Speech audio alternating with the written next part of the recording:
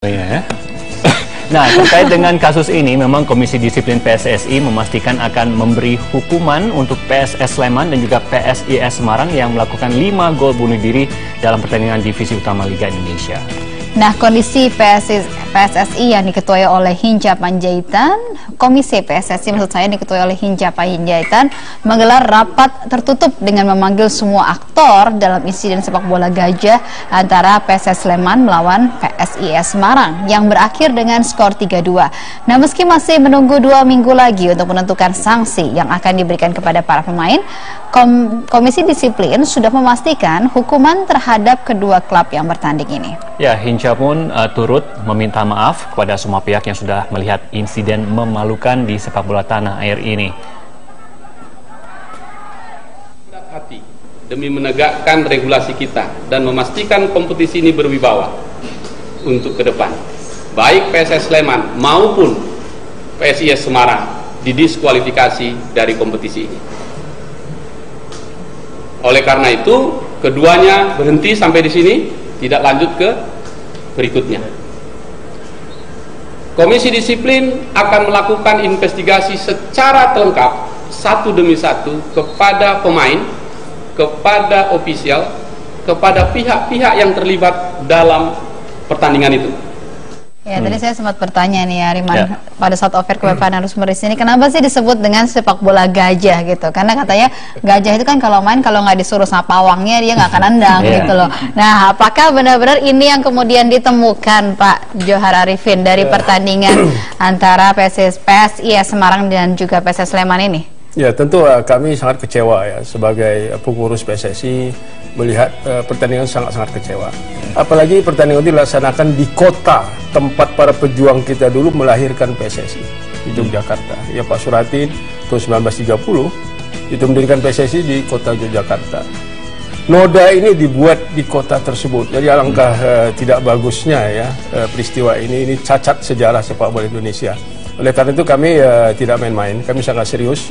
Pengurus PSSI bertindak ya, Komisi Disiplin melalui Komisi Disiplin kemarin sudah menyetop kedua klub ini tidak boleh ikut lagi kompetisi, dan kemudian wasitnya sementara tidak boleh ditugaskan, artinya digantung dulu, dan terus pemain, pengurus ya akan banyak nanti yang akan dihukum ya. Jadi mereka ini kan seperti ada yang nyuruh pasti. Tidak mungkin pemain itu berani membunuh diri tanpa ada yang menyuruh. Logikanya ini kita telusuri. Jadi Komdis akan berjalan terus, ini tidak berhenti sampai sini. Dan itu diketahui semua pertandingan sepak bola Indonesia ini diamati oleh FIFA Security.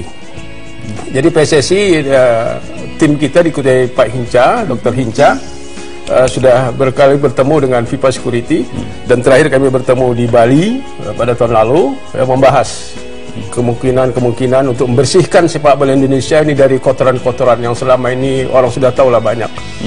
Kita juga sudah kerjasama dengan Interpol. Ya, jadi saya sebagai ketua PSSI mewakili PSSI sudah bertemu dengan Interpol di luar sana, dan mereka juga siap ya untuk menggiring siapa-siapa saja yang di luar sana yang barangkali ada ikut mengacaukan sepak bola Indonesia. Jadi kami pengurus PSSI sangat serius, tidak main-main dalam hal ini. Dan ini ya, kita belum tahu ada indikasinya match fixing, ngatur skor, apakah ada dengan judi, kita belum tahu. Tapi tim Komdis kami dipimpin oleh Dr. Hinca akan bergerak terus mencari apa saja yang terlibat dalam. Kalau misalnya ada hal-hal yang lebih serius gitu Pak ditemukan, nanti kira-kira hukumannya apa lagi, sanksinya apa lagi? Kalau untuk sementara sekarang kan didiskualifikasi, tapi banyak yang mengatakan itu tidak cukup untuk ya, untuk klub sudah berhenti itu penderitaan yang sangat besar, hukuman sangat besar. Mereka mengharapkan bisa ikut kompetisi sampai final dan mengharapkan bisa lolos ke Super ya, Liga Super tahun depan, tertutup sama sekali. Ini hukuman yang sangat berat bagi klub. Nah, bagi pelaku-pelaku, ini nanti Komdis akan meneliti. Ya, kemungkinannya seperti yang lalu, kalau di FIFA itu hukuman yang sudah ada terbentang itu hukuman seumur hidup, tidak boleh bermain bola. Kompetisi resmi ya, PSSI. Bisa saja ini terjadi, jadi kita tidak akan mencampuri hukuman, tapi tetap ada sanksi-sanksi karena regulasinya. Sepak bola ada olahraga yang sangat sportif ya. Pertandingan sepak bola mencapai kemenangan dengan cara yang sportif. Bukan mencari kekalahan. Yang terjadi kan mencari kekalahan. Iya, saling ngalah-ngalahan. Tidak ada dalam prinsip sepak bola. Jadi itu melanggar ya prinsip sepak bola. Yang Dan kita juga mengharapkan semua bermain fair. Maka sebelum pertandingan bendera fair play itu kita kembangkan. Semua orang melihat bendera, kita kasih lagu. Artinya seluruh yang ada di stadion itu, apakah pemain, pelatih, official, pengurus, penonton, semua harus fair. Harus fair. Tidak boleh yang tidak fair. Kalau tidak fair ada sanksi. Nah, yang mencengangkan lagi dan juga mengherankan lagi Pak Johar, kedua klub ini saling mengklaim kalau mereka ini benar-benar bermain tidak untuk mengalah, tapi memang kebetulan saja gol-gol itu tercipta gitu. Tapi kalau kita lihat di layar sekarang ini adalah satu contohnya, apakah ini memang benar-benar tidak sengaja. Nah, ini langsung ke gawangnya sendiri, langsung masuk. Ini gol kedua kalau tidak salah dari PSS Sleman. Ada yang alasannya juga karena emosi gitu ya. Karena emosi.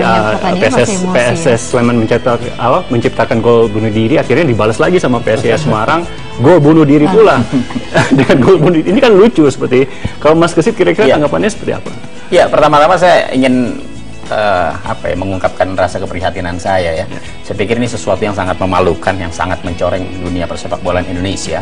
Di saat sepak bola Indonesia itu belum mampu untuk bangkit, belum mampu untuk memberikan prestasi ya bagi masyarakat ya. Kemudian kita justru dipertontonkan oleh hal-hal negatif seperti ini gitu. Mungkin hanya ada di Indonesia kali ya pertandingan sebuah pertandingan yang dimainkan oleh dua tim, tapi keduanya nggak mau menang gitu kan. Mungkin baru ini. Lebih konyol lagi, bikin gol bunuh diri ke gawang sendiri. Jadi sepertinya komplit sekali gitu ya. Sepak bola Indonesia ini kemudian makin terpuruk gitu ya. Kemudian kalau kita lihat situasi di lapangan seperti ini gitu ya, ini kan juga memperlihatkan bahwa para pemain yang ada di lapangan itu benar-benar menurut saya ya, itu hatinya nggak di sepak bola. Hati mereka nggak di sepak bola. Jadi kalau menurut saya, ya buat apa mempertahankan mereka? Hati mereka nggak di sepak bola, mereka hanya menjadi penghancur. Saya cuma prihatin, kasihan anak-anak kecil, anak-anak kita yang coba tumbuh menjadi pemain sepak bola, ya, mencoba mencari idola, tapi justru diperlihatkan oleh senior-seniornya seperti ini gitu. Mas Kesit, sebenarnya apa sih yang terjadi? Ini kan PSIS Semarang juga PSIS Sleman ini kan sama-sama ingin menghindari Borneo FC. Iya, betul. Apa sih sebenarnya sebabnya? Apakah karena emang Borneo FC ini begitu mumpuni atau karena ada hal-hal lain di belakangnya yang sudah seperti memastikan bahwa Borneo FC ini memiliki satu kartu yang memastikan dia akan menang begitu? Ya, kita mungkin tidak bisa menutup mata, kita juga tidak bisa menutup telinga ya bahwa rumors yang beredar ya, entah benar atau tidak gitu ya, isu yang beredar ini kan seperti ada pengaturan ya. Sudah sedemikian kuat isu bahwa tim Borneo ini disebut-sebut sudah memiliki atau dipastikan bakal lolos gitu ya, promosi ke ISL, walaupun ini pembuktiannya masih harus tetap dicari dan ini saya pikir menjadi tugas PSSI. Tapi kan yang terekam di benak pemain, di benak official PS Sleman maupun PSIS, saya pikir seperti itu. Kenapa kemudian mereka mencoba menghindari Borneo FC ya, karena ketika mereka tampil menghadapi Borneo FC, yaitu kekhawatiran pasti mereka bakal kalah gitu. Jadi lebih baik nggak usah ketemu Borneo FC aja. Nah, bagaimana caranya supaya tidak ketemu Borneo FC? Yang ngalah gitu. Jangan menang, karena kalau menang pasti ketemunya Borneo FC yang di grup sebelah memang dia tampil sebagai runner up gitu ya. Sementara di grup PSIS dan Sleman ini jika menang ya ketemunya memang dengan Borneo. Saya pikir ini mungkin yang terjadi sehingga timbullah persengkokolan dalam tanda kutip di masing-masing tim ini. Yaudah jangan kalah. Ya, jangan menang. Jangan menang. Jadi biar nggak berhadapan dengan Borneo FC karena udah pasti kalah. Apalagi di sebelumnya Borneo FC ini juga menang WO. Iya, melawan Persis Solo. Persis Solo karena isunya memang Persis Solo diintimidasi. Iya, ini memang menjadi sesuatu yang menurut saya sungguh sungguh memilukan gitu ya. Sampai tim yang harusnya masih punya kesempatan untuk bertanding, mereka tidak mau tampil hanya karena kekhawatiran ya mereka mendapatkan intimidasi ya. Jadi seolah-olah tidak ada jaminan keamanan ya, atau mungkin khawatir juga takut kalah, jadi lebih baik tidak usah tampil lah. Walaupun ini juga menurut saya ini juga nggak betul gitu loh. Nah, jadi Pak Johar harus tetap bertanding. Pemeriksaan PSSI ini apakah hanya terbatas kepada PSIS Semarang dan PSS Sleman saja, ataukah juga melihat dari isu-isu dan rumor-rumor yang beredar ini, apakah juga kemudian memeriksa dan menelusuri Borneo FC ini? kok masih ada juga sih Pak? Ya, hal-hal kita seperti tidak ini, nutup gitu? pintu ya, tidak nutup pintu terhadap semua informasi-informasi dari masyarakat atau dari siapa saja tentang ada ketidakbenaran di dalam sepak bola. Ada kecurigaan terhadap klub itu silahkan lapor ya. Jadi kalau ada laporan dari masyarakat, dari siapa saja, ini memperkuat data barangkali didapat oleh Tapi kami. dilakukan juga pemeriksaan Terus terhadap komisi Borneo disiplin FC. kami, tim ini terus mencari ya peluang-peluang apa saja yang mengganggu kompetisi kita. Jadi bukan hanya kepada satu klub, tapi semua klub. Kalau Semua tadi klub. Anda mengatakan akan mencari sampai kepada siapa yang nyuruh, begitu Betul, ya. betul. Nah, siapa yang nyuruh itu apa yang bisa dikenakan sanksi terhadap bisa siapa yang saja nyuruh nanti ini? ya, saya tidak mempengaruhi tentang sanksi di Komdis, tapi di Komdis itu sudah ada semua pasal-pasal ya, semuanya dari FIFA itu kita adopsi.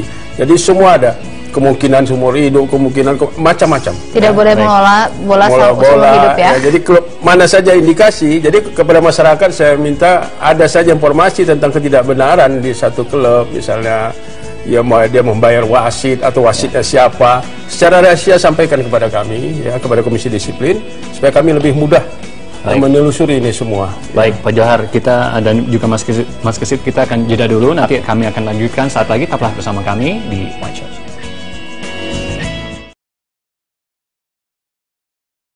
Nah, pemirsa, ini semua tim sepak bola memang pasti ingin memenangkan pertandingan. Tapi apa jadinya bila kedua tim yang bertarung ini sama-sama mengincar kekalahan dan bahkan ini berlomba untuk menciptakan gol bunuh diri ya. Tapi ini kejadian dan peristiwa talasim itulah yang disebut dengan sepak bola gajah.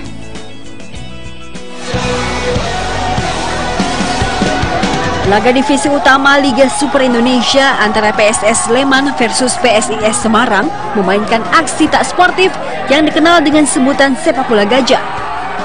PSS Sleman memenangkan laga itu dengan skor 3-2. Tapi anehnya, kelima gol itu lahir lewat skema bunuh diri.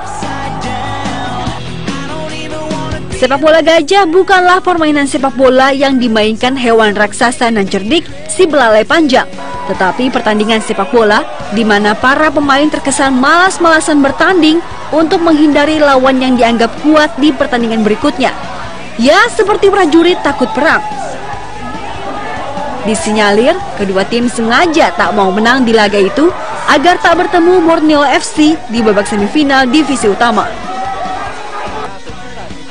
Ini bukan pertama kalinya sepak bola gajah mencoreng wajah sepak bola nasional. Peristiwa serupa terjadi di ajang Piala Tiger 1998 antara Indonesia versus Thailand. Demi menghindari Vietnam di semifinal, kedua tim wakil grup A itu sama-sama tak mau menang. Saat laga sepertinya bakal berakhir imbang 2-2, bek Indonesia Mursyid Effendi dengan sengaja mencetak gol bunuh diri. Alhasil Indonesia didenda puluhan ribu dolar oleh FIFA karena dianggap merusak semangat sportivitas. Sementara Mursyid Effendi sendiri dihukum tak boleh tampil di level internasional seumur hidup. Jadi kalau di panggung internasional kita agak malu ya, agak nggak tahu Ya, kita punya sejarah itu ya. Gimana nih? Tapi kita dengarkan dulu apa kata wasit yang memimpin laga PSS Sleman melawan PSIS Semarang dan juga pemain yang melakukan gol bunuh diri tersebut. Nah, berikut ini adalah pernyataan wasit Hulman dan juga pemain PSIS Komedi usai memberikan keterangan di sidang Komdis atau Komisi Disiplin PSSI. Itu adalah pertandingan yang mencederai fair play.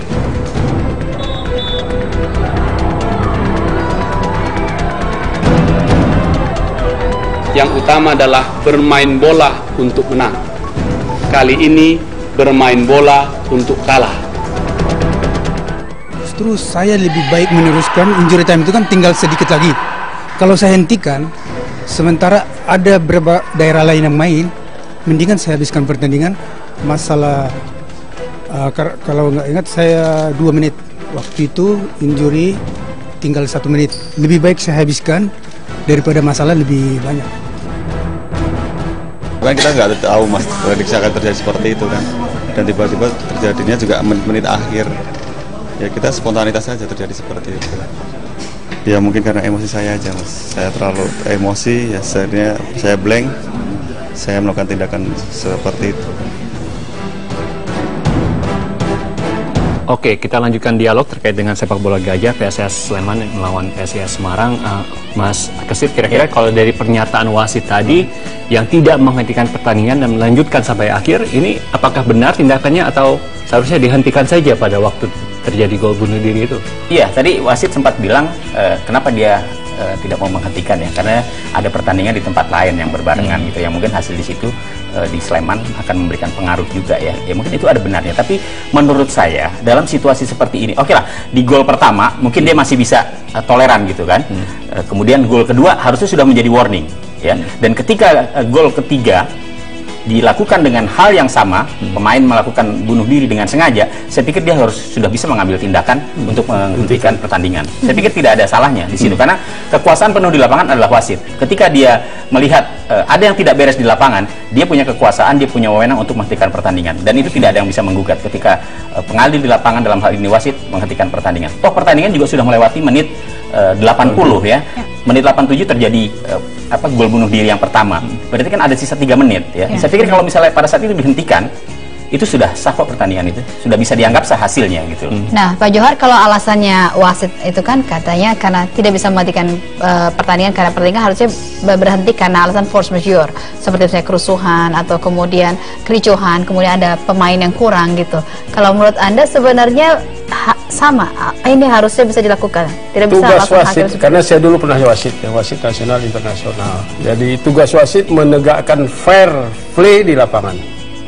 Ya, jadi mencegah adanya unfair, mencegah adanya ketidaksportifan. Nah, ini kan sudah tidak sportif. Kata Mas Kesit tadi ya, pertama mungkin ada kesilapan. Itu udah satu-satu, ini sudah curiga besar. Langsung stop saja. Stop saja. Karena tidak ada toleran kepada yang unfair. Apakah diberikan sanksi juga wasit ini? Wasit Masih Mangunusong? Saya dilaporkan sudah ya, wasit ini stop, tidak boleh tugas dulu sementara, dan dia akan terus dia akan diselidiki. Ya, kekosnya. Jadi kita tidak berdiam. Semua yang terlibat dalam memburukkan sejarah sepak bola ini, dicacat sejarah ini, harus bertanggung jawab. Termasuk juga mafia sepak bolanya, Pak Johar. Kita kejar, mudah-mudahan mereka mau ngomong kalau ada yang mau bicara ya. Kesulitannya atau kendalanya di mana untuk memberantas mafia sepak bola ini? Ya memang seperti maaf ya, seperti orang buang angin. Kita tahu, tapi kita nggak tahu siapa pelakunya. Tapi kita kejar. Oleh karena itulah kita ya terus terang dari FIFA Security, setiap ada pertandingan kita sudah punya kerjasama. Jadi wakil dari Indonesia itu Dr. Hinca, ya dari sana itu Dr. FIFA Security, ini terus berhubungan. Itu setiap ada pertandingan di mana saja, apakah pertandingan itu di kampung saya di Langkat sana Sumatera Utara, apakah di Jepara, apa di Kalimantan, itu dalam kontrol dari security kita, dari Pak Hinca dan FIFA Security. Dan besok lusa sudah ada laporan masuk mail dari mereka, kemungkinan ya, mereka kaitkan dengan rumah judi yang ada di London. Taruhan rumah judi London itu masukkah pertandingan di kota ini? Sampai ke sana harusnya ya Pak ya, sampai ke rumah judi yang di London itu. Sudah ya, tempat saya ngomong sini, mudah-mudahan Interpol, saya sudah bertemu dengan Interpol, sudah bekerja sama ya. Dan pertandingan Indonesia ini semua diberitakan. Ya, kemarin saya dapat telepon dari teman dari Sri Lanka, Presiden sebenarnya. Mr. President, how are you? What happened in your country? Jadi dipantau internasional ya. Apalagi pertandingan dihentikan oleh polisi. Ya, itu sangat, teman-teman di Eropa itu sangat riskan itu. Ada apa di negeri Anda sampai pertandingan tidak dibenarkan oleh polisi? Itu seolah-olah negeri kita tidak aman. Nah, Mas Kesit, kira-kira ini kebetulan ada kabinet yang baru, ada Menpora juga yang baru. Nah, kira-kira tugas Menpora yang baru ini untuk menata persepak bola Indonesia salah satunya, kira-kira apa yang perlu diperhatikan lagi? Iya, banyak sekali ya PR bagi Menteri Olahraga kita, Menteri Pemuda dan Olahraga, dalam hal ini Pak Imam Nahrawi ya. Bukan hanya persoalan sepak bola ya, persoalan olahraga Indonesia sendiri memang pada saat ini juga belum memperlihatkan hasil yang baik ya. Kita tahu di Asian Games terakhir kemarin di Incheon kita berada di posisi ke-17, 4 tahun lalu padahal kita berada di posisi ke-15 ya, artinya ada penurunan. Kemudian target juga tidak masuk ya, target masuk di 10 besar ternyata tidak tercapai. Jadi untuk ke depan saya pikir memang dunia olahraga perlu orang yang benar-benar jitu, perlu orang yang benar-benar paham bagaimana menjadikan olahraga ini sebagai salah satu arena untuk bangsa ini muncul keluar gitu ya, sehingga negara-negara lain juga kembali melihat potensi olahraga Indonesia. Tapi ini perlu kerja keras ya. Sepak bola misalnya, seperti situasi seperti sekarang ini kan makin memberatkan pekerjaan rumah bagi Menteri Olahraga ya. Saya pikir Menpora harus terus berkoordinasi dengan PSSI, bagaimana membenahi kemelut yang ada di PSSI, bagaimana mengurai benang kusut yang sudah terlanjur kusut di PSSI ya. Saya nggak tahu lagi ujungnya ada di mana gitu ya, mungkin susah dicari gitu. Tapi saya pikir jika ada kemauan ya, kebetulan kabinetnya kan kabinet kerja, kerja kata Pak Jokowi kan gitu. Ya kita harus dukung ini. Yang paling penting adalah bahwa olahraga Indonesia harus maju, dan ya orang-orang yang mencoba di sepak bola nih ya, saya katakan yang mencoba untuk mengganggu dalam tanda kutip perjalanan sepak bola Indonesia di tengah keterpurukan ini, ya saya pikir minggir aja lah. Mas Kusir, pernah dengar nggak sih berapa sih sebenarnya nilainya pengaturan-pengaturan seperti ini, bisa sampai berapa? Wah, kalau nilai relatif Mbak Prita, kisaran kita pengen tahu. Saya nggak bisa menyebut berapa angkanya, tapi ratusan kadang-kadang saya juta, aja lah. miliar. Contoh misalnya seperti arena judi bola lah ya. Ya, kadang-kadang satu orang aja ada yang berani main sampai 100 juta. Ya. Ada satu orang yang berani bermain 100 juta gitu. Kalau kita coba kalau tingkat-tingkat divisi utama Liga Indonesia ini kira-kira bisa berapa? Saya belum pernah mendapatkan informasi sampai miliar seperti itu? Nggak tahu juga ya, saya belum pernah mendapatkan informasi itu. Tapi bahwa seperti kata Pak Johar, tercium baunya itu memang ada gitu, cuma membuktikannya kan susah. Membuktikannya sulit ya, Pak? Iya. Pak Johar, mungkin ini pertanyaan terakhir. Kalau tadi kita dengar Pak Hinca, Komdis PSSI sudah mengatakan minta maaf atas peristiwa ini, sikap dari Pak Johar sendiri. Saya ingin berbagi isu bahwa di PSSI tidak ada kemelut ya, di pengurus PSSI tidak kemelut. Kita sangat sudah itu saling kerjasama. Kemelut ada di kompetisi. Kompetisi itu banyak tim, banyak klub, banyak orang. Itu yang mau kita cari. Ya, jadi masalah kemarin itu kan masalah di klub, ya bukan di pengurusnya. Pengurus tidak ada masalah. Nah, kita harapkanlah dengan Menpora baru ini dia punya perhatian serius. Bukannya pada sepak bola, seluruh olahraga. Ya, dia mendukung program. Jangan Menpora jalan sendiri, Indonesia jalan sendiri. Nah, oleh karena itulah kita berharap suasana baru di Menpora ini dapat mengangkat harkat martabat bangsa dengan olahraga. Apalagi kita tuan rumah 4 tahun lagi di Asian Games. Jadi kita mungkin tidak maulah peringkat di luar dari 10 ya. Lagi tuan rumah barangkali 5 besar. Jadi maksud Anda secara institusi PSSI tidak ikut bersalah begitu dalam terjadinya kasus ini? Ini semata-mata karena klub begitu? Ya, jadi kita PSSI ya menindak semua kesalahan yang terjadi. Jadi di pengurus tidak ada masalah, di pengurus kami tidak ada masalah, kami damai, tentram sekarang. Ini secara institusi juga, ini kan karena kesalahan klub gitu ya? Jadi kan memang gara-gara klub ini kan suasana jadi tidak bagus untuk Indonesia. Jadi suasana inilah ya kami pengurus minta maaf pada masyarakat, ulah dari kedua klub ini membuat cacat sepak bola Indonesia. Ya, mungkin saya tambahkan aja, mungkin pengawasannya yang harus lebih dilakukan oleh PSSI ya. Ketika ada pertandingan yang akan dimainkan dan ini rawan terhadap sesuatu gitu ya, apakah itu pengaturan atau untuk menghindari kejadian-kejadian seperti itu, pengawasan harus dilakukan. Saya pikir orang-orang PSSI jauh lebih paham lah gitu ya. Harusnya mereka mau terjun langsung ya, melihat bahwa ini potensi untuk terjadi sesuatu yang nggak beres gitu. Ya mereka harus ke sana gitu. Dan kita berharap ini yang terakhir lah. Ya, terakhir tidak boleh terjadi lagi lah.